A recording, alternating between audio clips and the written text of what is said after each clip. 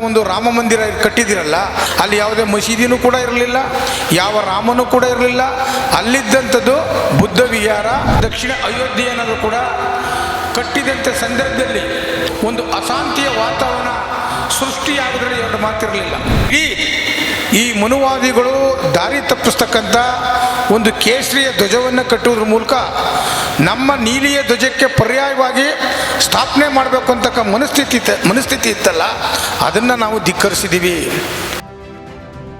ಈಗಾಗಲೇ ನೀವು ಅಯೋಧ್ಯೆಯಲ್ಲಿ ಕಟ್ಟಿರ್ತಕ್ಕಂಥ ರಾಮ ಮಂದಿರದಿಂದ ಯಾವುದೇ ಸಮಾನತೆ ಇಲ್ಲ ಅಂತಕ್ಕಂಥದ್ದನ್ನು ಕೂಡ ಮಾಧ್ಯಮ, ಟಿ ವಿ ಎಲ್ಲರೂ ಕೂಡ ನಾವು ಮಾತನಾಡ್ತಾ ಇದ್ದೀವಿ. ಮಾಧ್ಯಮದ ಮುಂದೆ ಮಾಡಬೇಕು ಅಂತಕ್ಕಂಥ ಒಂದು ಕಾರ್ಯಕ್ರಮವನ್ನು ರೂಪಿಸಿದರು. ಕಳೆದ 22/5/2025 ಆ ದಕ್ಷಿಣ ಅಯೋಧ್ಯೆಯನ್ನು ಒಂದು ಬಾಲ ವಿಗ್ರಹವನ್ನು ಸ್ಥಾಪನೆ ಮಾಡೋ ಉದ್ಘಾಟನೆ ಕಾರ್ಯಕ್ರಮ.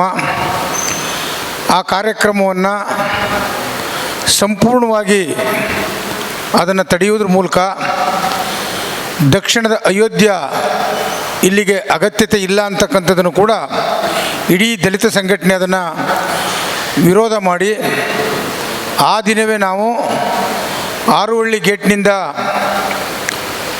ಇಲ್ಲಿ ಪಕ್ಕದಲ್ಲಿ ಕುಂತಿರ್ತಕ್ಕಂಥ ಸುರೇಶ್ ಅವರು ಮತ್ತು ಅವ್ರ ತಂದೆ ನಮಗೆ ಒಂದು ಫ್ರೀಯಾಗಿ 1 ಎಕರೆ ಜಮೀನನ್ನು ಕೊಡುವುದ್ರ ಮೂಲಕ ನಾವೇನು ಬೌದ್ಧಗಯವನ್ನು ದಕ್ಷಿಣ ಬೌದ್ಧಗಯವನ್ನು ಮಾಡಬೇಕು ಅಂತೇಳಿ ಒಂದು ಸಂಕಲ್ಪವನ್ನು ಮಾಡಿದ್ವಿ. ಮತ್ತು ನಳಂದ ವಿಶ್ವವಿದ್ಯಾಲಯ ಕೂಡ ಕಟ್ಟಬೇಕು ಅಂತಕ್ಕಂಥ ಚಿಂತನೆಯಲ್ಲಿ ಆ ಮೆರವಣಿಗೆ ಭಾಳ ಯಶಸ್ವಿಯಾಗಿ ಎಲ್ಲರ ಸಹಕಾರದಿಂದ ಅದು ಅವತ್ತು ಒಂದು ಸ್ಥಾಪನೆ ಕೂಡ ಆಯಿತು.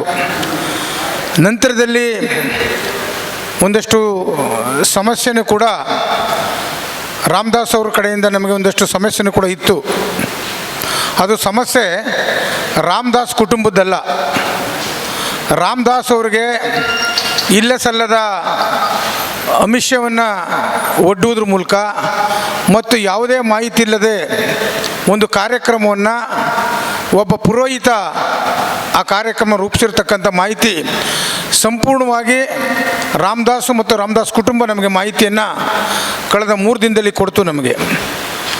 ಅವರೆಲ್ಲರೂ ಕೂಡ ಪ್ರೀತಿ ವಿಶ್ವಾಸದಿಂದ ಮತ್ತು ನಿನ್ನೆ ಸಂಜೆ ಆರುವಳ್ಳಿ ಗ್ರಾಮದಲ್ಲೂ ಕೂಡ ಒಂದು ಸಭೆ ನಡೆದಿರ್ತಕ್ಕಂಥದ್ದನ್ನು ಕೂಡ ಮಾಹಿತಿ ಕೊಡ್ತಾರೆ ಈಗ. ಮತ್ತು ನಾವು ಯಾಕೆ ಅಲ್ಲಿ ಆರುವಳ್ಳಿ ಗ್ರಾಮವನ್ನೇ ನಾವು ಆಯ್ಕೆ ಮಾಡ್ಕೊಂಡಿದ್ದೀವಿ ಅಂತ ಹೇಳಿದ್ರೆ, ಈಗಾಗಲೇ ಉತ್ತರ ಭಾಗದ ಬೌದ್ಧಗಯದ ಸ್ಥಿತಿ ನಿಮಗೆ ಗೊತ್ತಿದೆ.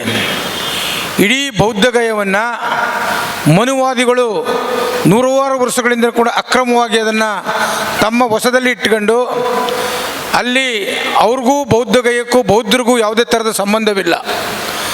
ಆ ಸಂಬಂಧ ಇಲ್ಲತಕ್ಕಂಥ ಬೌದ್ಧಗಯವನ್ನು ನಮ್ಮದೇ ಅಂತಕ್ಕಂಥದ್ದನ್ನು ಕೂಡ ಮನುವಾದಿಗಳು ಕೋರ್ಟಲ್ಲೂ ಕೂಡ ಅವ್ರ ಪರವಾಗಿ ತೀರ್ಪು ಬರ್ತಕ್ಕಂಥ ಸಂದರ್ಭವೂ ಕೂಡ ಇದೆ. ಮತ್ತು ಇಡೀ ಬೌದ್ಧ ಜಮ್ಮು ಯಾಕೆ ಇಲ್ಲಿ ಭಾರತ ದೇಶದಲ್ಲಿ ಸರ್ವನಾಶ ಆಗಲಿಕ್ಕೆ ಒಂದು ಮನುವಾದಿಗಳೇ ಕಾರಣ ಅಂತಕ್ಕಂಥದ್ದನ್ನು ಕೂಡ ಈ ಸಂದರ್ಭದಲ್ಲಿ ನಾನು ನಿಮಗೆ ತಿಳಿಸ್ಲಿಕ್ಕೆ ಇಚ್ಛೆ ಪಡ್ತೀನಿ. ಅಂಥ ಒಂದು ಮಹಾ ಬೌದ್ಧಗಯವನ್ನು ಈ ದಕ್ಷಿಣ ಭಾಗದ ಆರುವಳ್ಳಿಯಲ್ಲಿ ನಾವು ಸ್ಥಾಪನೆ ಮಾಡಬೇಕು ಅಂತಕ್ಕಂಥ ಚಿಂತನೆಯನ್ನು ಇಲ್ಲಿ ಕುಂತಿರ್ತಕ್ಕಂಥ ಎಲ್ಲ ಮುಖಂಡರು ಕೂಡ ಒಂದು ತೀರ್ಮಾನವನ್ನು ತೆಗೆದುಕೊಂಡು, ನಾಳೆ ನಮ್ಮೆಲ್ಲರೂ ಕೂಡ ಒಂದು ಹುಣ್ಣಿಮೆ ಇರೋದ್ರಿಂದ ನಾಳೆ ಆ ಜಾಗದಲ್ಲಿ ಒಂದು ಬೋಧಿ ವೃಕ್ಷವನ್ನು ನೆಡುವುದ್ರ ಮೂಲಕ ಒಂದು ಕಾರ್ಯಕ್ರಮಕ್ಕೆ ಚಾಲನೆಯನ್ನು ಕೊಡಬೇಕು ಅಂತಕ್ಕಂಥದ್ದು ಕೂಡ ಈಗಾಗಲೇ ಸಮಿತಿ ಒಕ್ಕೂರಿನಲ್ಲಿ ತೀರ್ಮಾನ ಮಾಡಿರ್ತಕ್ಕಂಥ ಮಾಹಿತಿನೂ ಕೂಡ ನಿಮಗೆ ಕೊಡಲಿಕ್ಕೆ ನಾನು ಬಯಸ್ತಾ ಇದ್ದೀನಿ. ಈ ಒಂದು ಜಾಗೃತಿ ಸಮಾವೇಶನೂ ಕೂಡ ಅಲ್ಲಿ ಆಗ್ತದೆ.